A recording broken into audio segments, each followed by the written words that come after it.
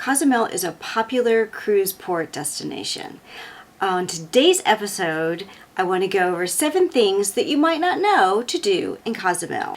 I'm Charlene with islandjumper.travel, and this is Charlene's 7 things that you might not know about to do in Cozumel. Number 1, food. I know all the cool kids like going to Pancho's backyard, but I want to suggest to you, try something just off the beaten path and go to Casa Denis. It is an excellent, authentic experience, and you will find it full of locals. Don't be intimidated by the Spanish-written menu. They will help you understand what you're ordering. It's a great, off the beaten path, authentic experience. So maybe go to Pancho's backyard to have some margaritas and have a dessert later. So number 2, a cooking class. Wait, stay with me. So we took a cooking class at Playa Mia.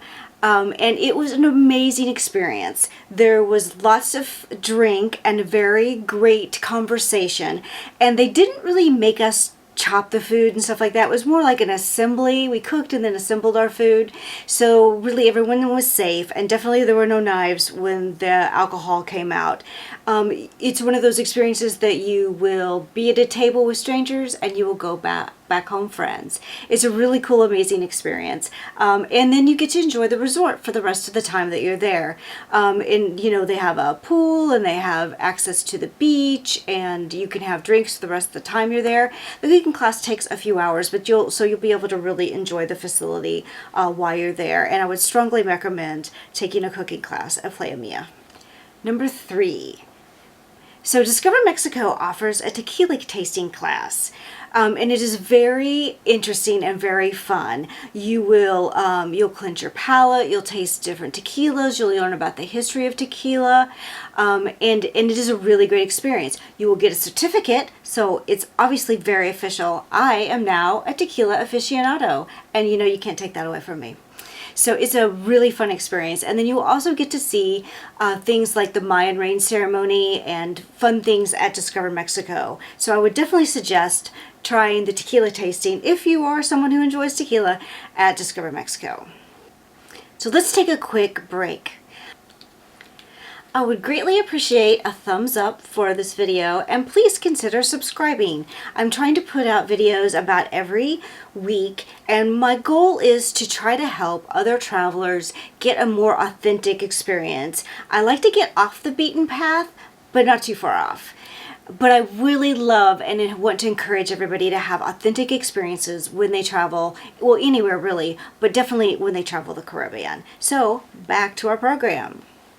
Number 4, the amazing Cozumel race. So this is a big scavenger hunt, and I'll put the information for the link below. And I hope they still have us after we get back from lockdown, because it's a lot of fun. They run you all over the city, and then at the end, of course, there's winners.